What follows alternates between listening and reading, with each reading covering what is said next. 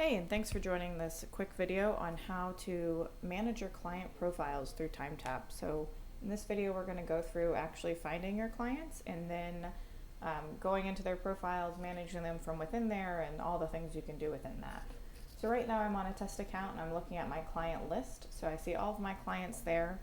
I can click into their profiles either by clicking the client profile link here or by clicking their name on the left-hand side. You'll see I've got an option to add a new client if I want to. So I can go ahead and open that up, and I'm going to be able to fill in any of the fields I've defined and assign to the client profile. We've got another video on how to create these fields and assign them to the client profile. Just as a quick refresher, that's under Settings, Client Information, and we define the field labels there. As we define them, we'll assign them to either the client profile view. So as for instance, the first name is on the client profile, so when I add a new client, I'm going to be asked to fill in their first name naturally. This other field that's kind of a test field, this new field is also assigned to the client profile. So when I fill that, or when I add a client, I'm going to be asked to fill in any of these fields that have been assigned to the client profile. So back to the clients list, that add new client form again is just going to have us fill in any of those client specific fields from our defined field labels screen. I can click into any of the client profiles from here and view more information about it.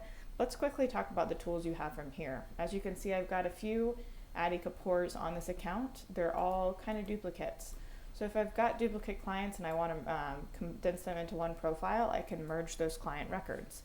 I can choose which one I want to keep. So let's just say I want to keep this main one, and I merge those clients. As I do that, it's going to condense all of their information into one profile. So instead of having three, I'll just have one. That's one thing you can do. The other thing you can do is reset clients' passwords from here. A client's password is what they can use to actually log into your scheduler and see their upcoming appointments or book a new appointment. So if you wanted to, if you have a few clients and you just want to send them a quick email saying, hey, you can log in, your password is all test123 or something like that, you can reset their passwords in bulk and then go ahead and send them that email. The other thing you can do from here is export your client list. So in that pop-up window, you can check off which fields you really care about in the export, and that will get you a nice Excel file of all of your clients that are on your account. The last thing you can do is upload a client list.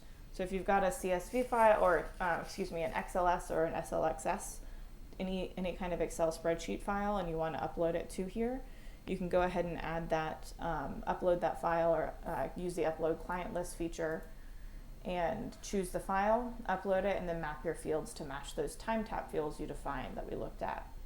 So those are all the options from your main screen. Of course, you can also delete clients in bulk or one by one if you need to. Hopefully that's not something you're doing too much of, but if we look at any of these given client profiles, you're going to see that you have a number of things that are defined on that client record specifically. So you have their overview, their details. The client details shown on scheduler section is going to be the fields that they filled in when they were booking. The client details for staff only is going to be something that only you manage. So if you have fields that you decided you didn't want to show on scheduler, but you wanted to be able to take notes on them or something like that, you could add custom fields here that just you and your staff fill in when they come in for their appointments. You'll also notice there's two default fields here. That's going to be client status and time zone. By default, all clients will be added to your business's time zone unless they choose a different time zone that they're in, or our browser detects that, so that all email templates send out with the time zone being reflected. So if the client's in Pacific time and you're in Eastern time and they book with you, the appointment time will send to them in Pacific and to you in Eastern. The client status basically determines whether or not clients can still book through your scheduler. If you set them to blacklisted, if you edit this, instead of them being active, you change it to blacklisted, it will keep them from being able to make appointments through your scheduler. So those are the two fields just for staff use. Then you also have a notes section. So if you want to take just some simple notes on a client, you can add notes here, and those would be included as an option for you to export. The other things you have within a client is their individual appointments they've made. So if a client has any appointments that are either completed, canceled, I think there was some in open maybe. Nope, not for this client. We'll check out a different client to look at that. Jane Doe has a number of them. So if we look at her appointments, we'll see any of the open appointments she has coming up. Those are appointments that are blocking off on the calendar and keeping anybody else from booking on top of her. The other statuses are going to be completed, canceled, and no-show, and you can export those lists by a client. The payments and invoices are going to be the individual payments or charges that a client has. So if you have a number of charges you want to add, let's say she booked a massage for $20. It's a cheap massage. You can add that charge, and you can also add credits from here. So maybe you can give her a referral credit, and that gives her $10. Oops. So if we add that credit, you can then, after you've kind of added credits and charges to a client's record, so if that credit didn't apply, let's see, referral 10-1. You can check off the credits and charges and then combine them into an invoice. So once you've created an invoice for the client, you'll go to the invoice screen and you can see the total on the invoice based on the charges and credits that you selected from that client's profile. Now that's just for the folks that are using invoicing or accepting payments for appointments. If you don't accept payments or you don't charge for your services, you do not have to play around with that. Any invoices that have been compiled for a client will be collected on that payments and invoices section. Lastly, within a client's record, you're going to see the messaging tab, and that's going to be any emails that's sent out to the client, as well as the status of the email. So if it got delivered successfully or not, or if it bounced, you would see that, and you can kind of correct any bounces. The other thing is any staff that got emailed in relation to appointments that client had. So here I got emailed for an appointment that I have with Jane.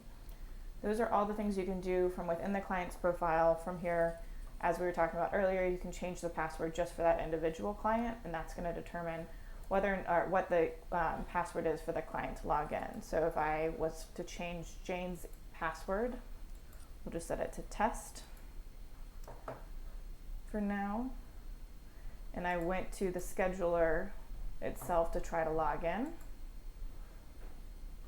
for this account. You're going to see I can log in with that email address for that client, that password test. And when I logged in, I can view all, as a client, I can view the existing appointments for myself. I can go back and book a new appointment. And as I book a new appointment, since I'm logged in, I no longer have to fill in all those fields on the last page because those are already assigned on my client profile. I only have to fill in the appointment-specific fields, which is this comments field.